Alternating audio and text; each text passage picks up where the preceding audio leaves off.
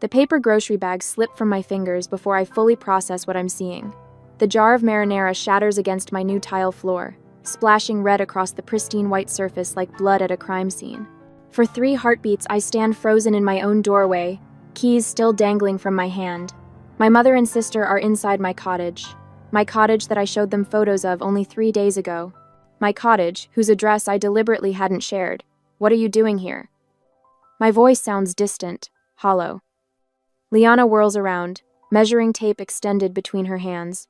She's been measuring the guest bedroom, my home office, her expression momentarily startled before settling into something irritatingly entitled. Posey, you're home early.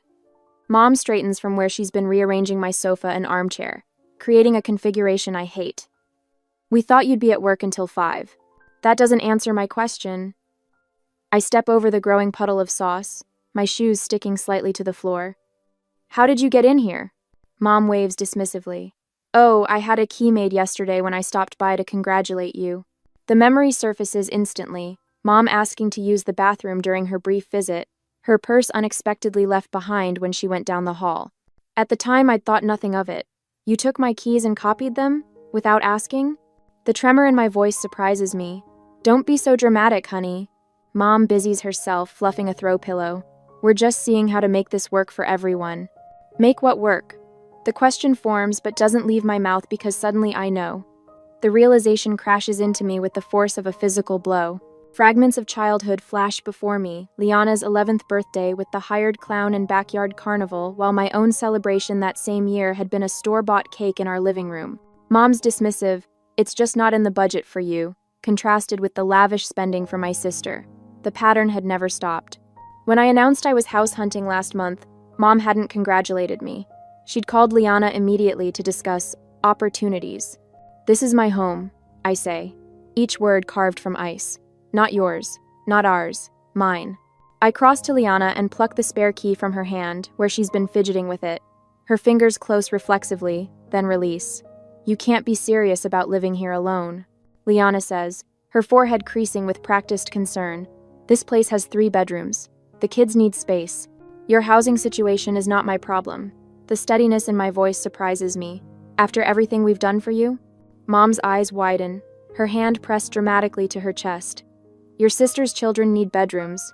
Family helps family, Posey. You know that. The familiar weight of obligation presses down, a lifetime of expectations that I'll sacrifice for Liana because that's what I've always done. But something has shifted inside me. The trembling in my hands stops as clarity washes through me. You have exactly 2 minutes to leave before I call the police. I'd point toward the door, arms steady. You wouldn't dare. Mom's voice sharpens. 1 minute, 50 seconds. They leave, Mom slamming the door hard enough to rattle the windows. I slide the deadbolt into place with a satisfying click. The phone rings 20 minutes later as I'm still cleaning marinara from the grout lines. Dad's name flashes on the screen. What the hell do you think you're doing? His voice booms the moment I answer. Your mother is in tears. You're tearing this family apart with your selfishness. I say nothing, scrubbing harder at a stubborn red stain. Liana needs help, Posey. That's what family does. You've always understood that before. Always understood, always accommodated, always sacrificed. Not anymore, I whisper, but he's still shouting, not hearing me.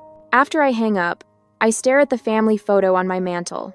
Mom, Dad, Liana with her perfect husband and 3 children, and me, slightly off-center, smiling the strained smile I've worn my entire life. For the first time, I see us clearly. See the pattern of sacrifice I've been conditioned to accept. I place the frame face down on the shelf. This house is mine. This life is mine. And I'm done giving pieces of it away.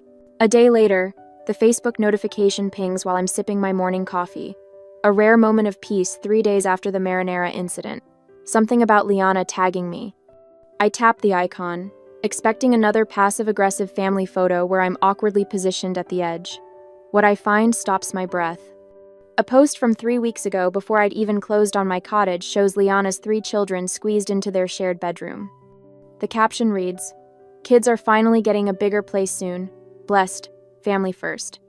My thumb hovers over the screen as I scroll to the comments. Which bedroom does Ellie get?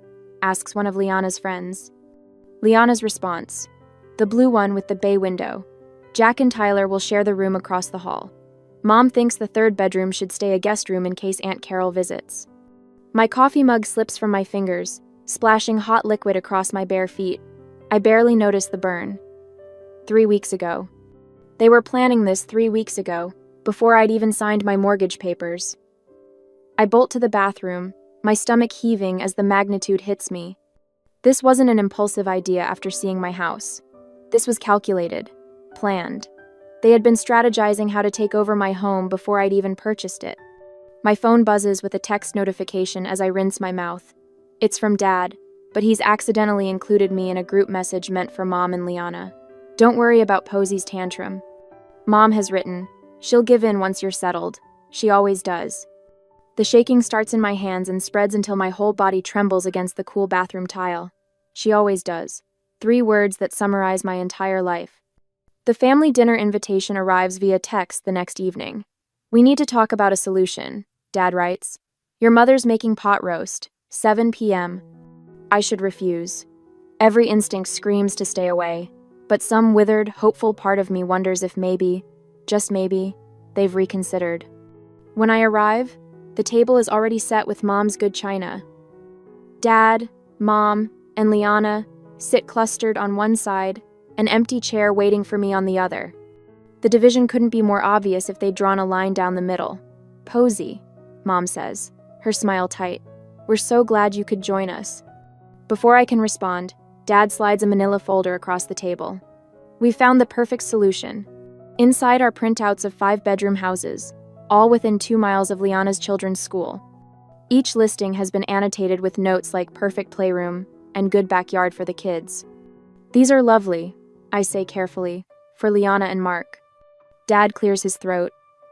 For all of you, together. We've already talked to your bank. Mom adds, stirring her iced tea. Transferring your mortgage to a different property is quite simple.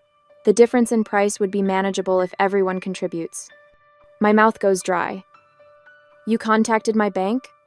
Just preliminary discussions, Mom says, waving away my concern like an annoying fly. Your furniture won't all fit, of course, Liana chimes in, but we could sell the extra pieces. We'll need space for the kids' bunk beds. The front door opens, and Mark strolls in, late as usual. He nods at me before turning to Dad. I was thinking about the garage spaces. The left side would work better for my truck, if Posey doesn't mind parking on the street.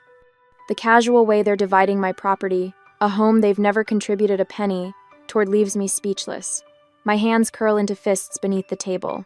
Posey, Dad says, his voice dropping into the serious tone he used when I was a child and had disappointed him. Refusing to help would show you don't really care about being part of this family. Mom reaches across the table, not quite touching my hand. Think about your relationship with your nieces and nephew. Children remember who was there for them. Everyone knows family comes first in this town. Liana adds, her eyes narrowing. What would people think if they knew you had all that space while your sister's children are crammed into one room? The weight of their expectations presses against my chest. For years, my entire identity in this family has been Liana's supportive sister, never just Posey, with my own dreams and needs. I spoke with Robert at your office. Dad mentions casually, as if he hasn't just crossed yet another boundary. He understands your family crisis might require some flexibility in your schedule, to help Liana with the move. After all we've done, Mom adds, her voice trembling with practiced emotion, providing a home for you all those years. The memory surfaces writing rent checks every month throughout college while living in their basement, watching them pay Liana's full tuition and apartment costs without question. The silence stretches as they wait for my capitulation. The familiar script. Posey protests, family pressures, Posey surrenders. She always does. But something has shifted inside me since finding them in my house. The pattern is suddenly visible, like one of those magic eye pictures that snaps into focus after years of just seeing random dots. I stand, carefully placing my napkin beside my untouched plate. Watch me not help, I say, my voice steadier than I feel. I walk out, ignoring their calls to return, their demands to sit back down and be reasonable. In my car, the phone begins buzzing with texts and calls. I switch it to silent. As I drive home that night, my phone lighting up with angry messages, I wonder if standing my ground is worth potentially losing my family. Should I maintain this boundary at all costs, or find some compromise that wouldn't completely sacrifice my independence? The house was mine, but was complete separation the only way to protect it? The thought of compromise flickers and dies as I remember the Facebook post. They never intended to ask. They planned to take. Some boundaries can't be partial. Sometimes the only protection is a wall. 3 days after the dinner ambush, notifications ping my phone like tiny detonations. Each one jolts me from whatever momentary peace I've managed to find.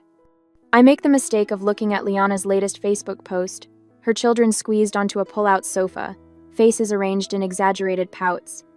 The caption reads, "When family abandonment means your kids don't have proper bedrooms. Family first. Unless you're selfish, apparently."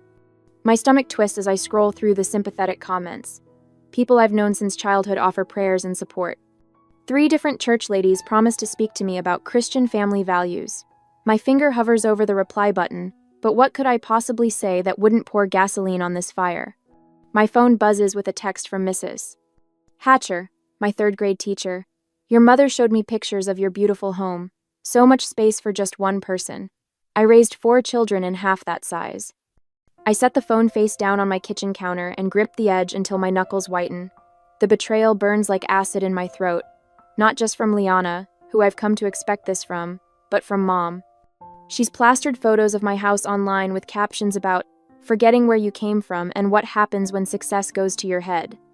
The doorbell rings, sending my heart rate skyrocketing. Through the peephole, I spot Pastor Williams on my front step, Bible tucked under his arm. This isn't a coincidence. This is a coordinated attack. "I'm sorry, I'm not available for visitors today." I call through the door. "Posey Adams, I've known you since you were in Sunday school. Your family is concerned, and as your spiritual advisor..." I didn't request spiritual advice. I interrupt, surprising myself with the firmness in my voice. "Please respect my privacy." His sigh carries through the door. "I'll be praying for your heart to soften." After he leaves, I sit at my kitchen table and make a list of everything that's happened in the week since I threw my family out of my house. The scale of their retaliation is becoming clearer and more frightening. Yesterday, I discovered the first concrete evidence of how far they're willing to go. My mortgage statement hadn't arrived, so I called the bank. "We've been sending it to your updated address," the representative explained. "Your parents contacted us about forwarding your financial documents to their home for safekeeping." The violation leaves me breathless. They nearly succeeded, would have, if I hadn't been vigilant about my payments. What else have they diverted? What other pieces of my life are they quietly commandeering? Sleep has become almost impossible. I lie awake, cataloging potential vulnerabilities, jumping at every creak and rustle outside my windows. The thought of checking my mail each day fills me with dread. What new boundary will they have crossed? What fresh guilt trip will be waiting? This morning, I received an email from my homeowners association. My parents had contacted them with concerns about commercial activity at my address, a complete fabrication, but one that required me to respond with formal documentation, proving I work from home occasionally but don't run a business. The cost of this estrangement keeps mounting. But the alternative, a lifetime of exploitation, of being seen as nothing more than Liana's support system, seems unbearable now that I've glimpsed freedom. I start small, changing passwords, setting up mail, forwarding directly to my workplace, installing security cameras at every entrance. I document each unwanted contact, each social media post, each attempt to access my personal information. The methodical process steadies my shaking hands. When the security company finishes installing my new system, I feel a strange blend of sadness and relief. My home, the place that was supposed to represent my independence, now resembles a fortress. The next morning, a small miracle appears on my desk at work. A loaf of homemade bread wrapped in brown paper with a note tucked beneath the twine. "Sorry I blabbed about your new place. Not everyone thinks you're wrong. Some of us wish we'd been brave enough to set boundaries years ago. Marcy." I hadn't realized how isolated I'd been feeling until that small gesture of support brings tears to my eyes. The moment of peace is short-lived. That evening, I pull into my driveway to find Liana's SUV parked in front. Through my front window, I can see shadows moving inside my house. The familiar surge of violation is accompanied by something new, cold, crystalline anger. This time, I don't hesitate. I call the police from my car, watching as neighbors peek from behind curtains at the unfolding drama. By the time the officer arrives, my family has noticed me sitting in my driveway. They spill onto the front porch, Mom's face contorted with self-righteous indignation, Dad's reddened with anger, Liana clutching her purse to her chest like a shield. "She's throwing her own family onto the street," Liana cries dramatically as the officer approaches. "We were just visiting." "With what key?" I ask calmly, showing the officer my security camera footage on my phone. "I didn't give you permission to enter my home." Mom steps forward, eyes darting toward the gathering neighbors. "How could you call the police on your own blood? What will people think?" Something shifts inside me. The question that has controlled my entire life, what will people think, suddenly seems absurdly irrelevant. "I don't care what they think," I say, my voice steady. "I care what I think, and I think this ends today." The officer escorts them from my property with a warning about trespassing. As they drive away, I realize something profound. I've spent my entire life afraid of disappointing my family, measuring my worth by their approval. But I've never considered how consistently they've disappointed me, how little they've valued my independence, my choices, my right to a life that isn't defined by what I can give them. The next day, Dave, a friend from college who now practices family law, helps me draft a formal cease and desist letter. "They're counting on your guilt," he tells me as we review the document. "They've weaponized it your whole life." When Liana shows up at my workplace the following week, her eyes swollen from theatrical crying, my coworkers form an unexpected protective barrier. Marcy intercepts her at the front desk. 2 others happen to join me for lunch when Liana tries to ambush me in the parking lot. The contrast is stark. These people who owe me nothing respect my boundaries without question, while my family, who should protect me, tramples every line I draw. With each day, I find my voice growing stronger. "No" becomes easier to say. "This doesn't work for me" rolls off my tongue without apology. The words, "I've made my decision," no longer feel like a betrayal. At home, I change all the locks, upgrade my security system with door cameras that send alerts to my phone. I gather financial records, text messages, social media posts, a paper trail documenting years of exploitation. The folder grows thick with evidence I hope never to need but feel safer having.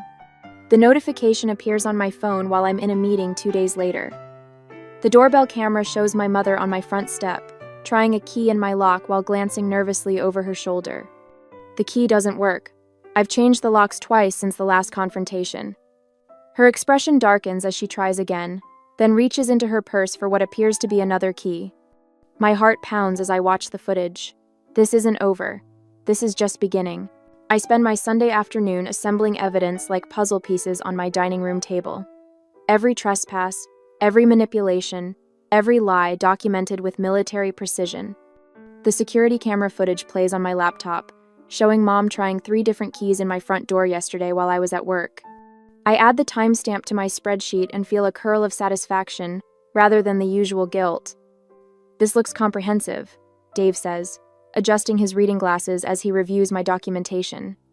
My lawyer friend has squeezed me into his Sunday, bringing the scent of coffee and legal pads into my living room. "The cease and desist letter should be ready tomorrow. Will you be okay delivering it yourself?" "I need to do this myself." I add the mortgage company's call recording to a labeled folder. The representative's voice still rings in my ears. "We spoke with someone claiming to be your mother about transferring your mortgage to another property. We informed her this wasn't possible without your direct authorization. My therapist Judith's advice guides my hand as I organize everything. Document, don't engage. Facts, not emotions. Boundaries, not arguments." Monday morning, I place the certified letter in my mother's hands. She doesn't open it, just stares at me with wounded eyes as if I've betrayed her by protecting myself. "You'll regret this," she whispers, but takes the envelope. 3 days pass in blessed silence. No calls, no texts, no unexpected visits. I sleep through the night for the first time in weeks. Thursday brings the inevitable escalation. I'm reviewing code at my desk when Marcy from accounting appears at my cubicle, eyes wide. "Your parents are in the lobby," she whispers. "They told reception your sister was in an accident, and they need you immediately." Cold dread washes through me until I spot the text from Liana complaining about her kids' school lunches time-stamped 2 minutes ago. I find my parents arguing with our receptionist, Mom dabbing at dry eyes with a tissue while Dad demands I be brought out immediately. Family emergency. He barks at the young man behind the desk. Her sister's been hurt. I just texted with Liana, I say, stepping into view. My voice remains steady despite the tremor in my hands. She's fine. Mom drops the tissue. Posey! Thank goodness. We've been so worried. Miss Adams? My boss appears beside me, her expression carefully neutral. Is everything all right? Dad attempts his charming smile. Family matter. We'll just borrow Posey for a bit. My family appears to be lying about a medical emergency to disrupt my workday, I tell my boss, loud enough for the entire reception area to hear. I apologize for the disturbance. Security escorts them out while I return to my desk, ignoring the stares. That evening, I discover Liana's latest attack, a GoFundMe page titled, Housing Crisis, Help My Children Have a Home, with my photo prominently featured. One email to the platform's legal department, citing unauthorized use of my image, and the campaign disappears by morning. My father's voicemail that night slips from rage into accidental truth. You ungrateful little, do you know what you've done? We had it all planned out.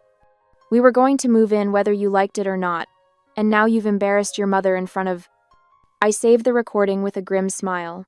When my company announces an opening at their new branch in Colorado Springs, I find myself weighing a promising opportunity against running away from conflict. Would moving mean letting them win? Or was it my chance for a fresh start beyond their reach? My support system rallies around me like a protective wall. Dave sends a formal warning to my family, outlining the legal consequences of continued harassment. Judith helps me craft responses that stay firmly factual without engaging their emotional bait. My boss offers flexible hours during what she calls this transitional period, her eyes knowing but never pitying. Your house needs better security, says Tara, my realtor friend, walking the perimeter of my property. Motion-sensing lights here and here, and reinforce this back door. I'd expected to feel alone in this fight. Instead, I've discovered allies I never realized I had, people who value my boundaries and recognize my family's toxicity. The tide begins to turn. Aunt Susan calls to ask hesitantly about the other side of the story. Cousin Mike messages that he doesn't think it's right what they're asking. Even Liana's perfect social media campaign backfires when friends comment, "Why can't you and Mark support your own family?" And, "Isn't Posey single? Why should she house your kids?" Their facade is cracking, revealing the selfishness beneath. The job offer letter arrives in my email Friday afternoon. Colorado Springs branch manager glows on my screen like a beacon. Something loosens in my chest, possibility perhaps. Or freedom. For the first time in weeks, I smile without reservation. A week later, at home, the cherry pie sits on my kitchen counter like a crimson trap. Mom stands beside it, fingers tapping against the granite, in a rhythm I've known since childhood. The beat of her impatience, when I'm not immediately agreeing to her plans. It's your favorite, she says, though cherry has always been Liana's preference, not mine. I've corrected her on this fact at least 20 times over the years. Her eyes keep darting to the security camera mounted near my entryway. The blinking red light seems to make her nervous, which gives me a small measure of satisfaction. I think we got off on the wrong foot with all this, Mom says, her voice unnaturally pleasant. She's rehearsed this. I can tell by the way she keeps shifting her weight from one foot to the other, the way she did before parent-teacher conferences when I was young. Your father and I have been thinking, and we've come up with the perfect compromise. I wasn't aware we were negotiating, I say, keeping my distance. The kitchen island between us feels like necessary protection. Mom pulls a folder from her oversized purse. We found some lovely properties just 15 minutes from here. 5 bedrooms, plenty of space. She slides several glossy listings toward me. You sell this cottage. We all move into one of these. There's even a mother-in-law suite for Liana's family. I flip through the listings, noting the prices that are triple what my cottage cost.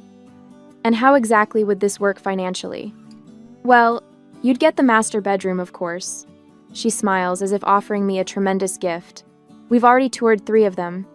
The realtor was very accommodating when we explained the situation.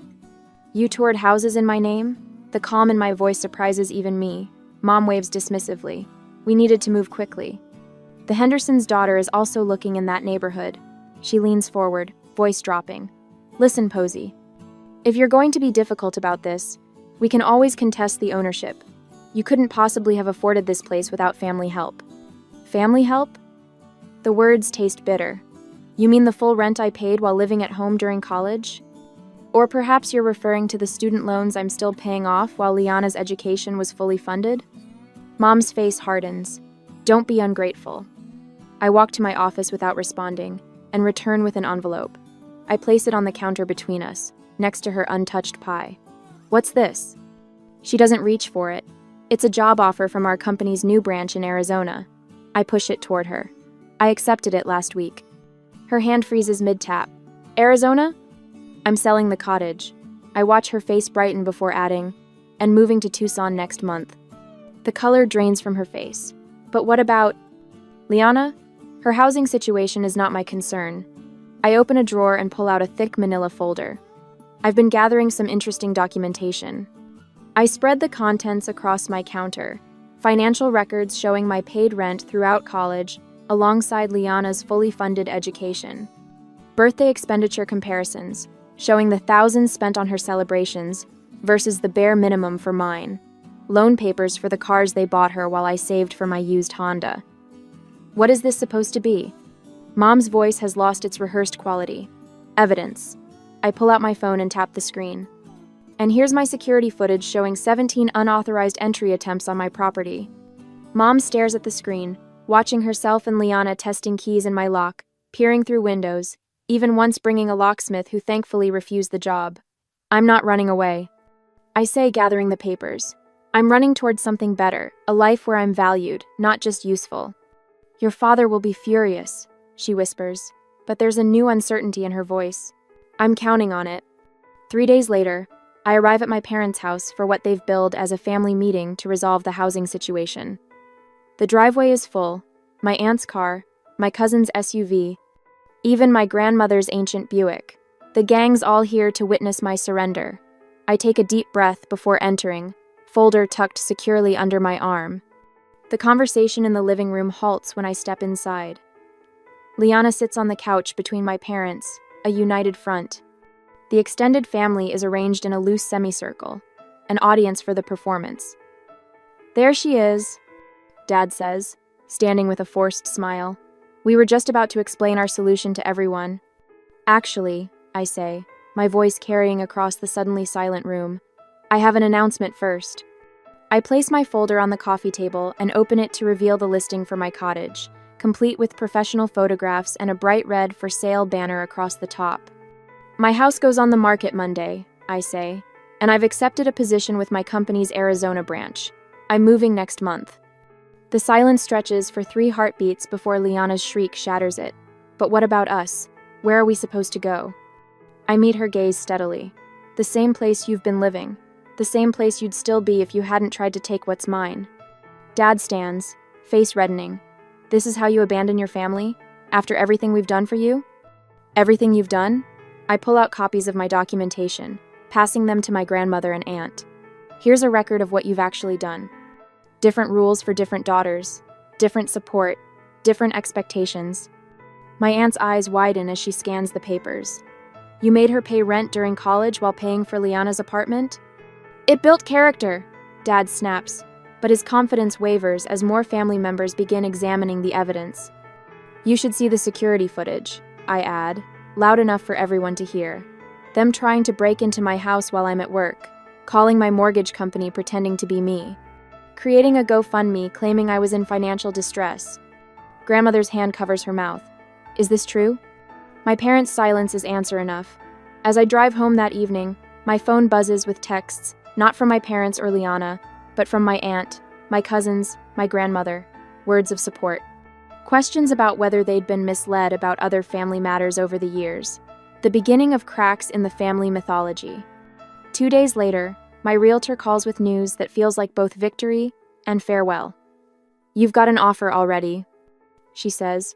$20,000 over asking, cash, with a 30-day close. I'll take it, I tell her without hesitation. One more thing, she adds.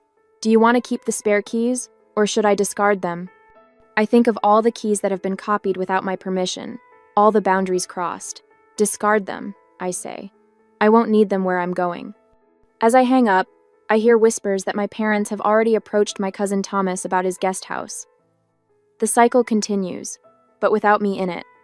I wonder briefly if any relationship with my family can be salvaged after I move, whether distance might actually make healing possible.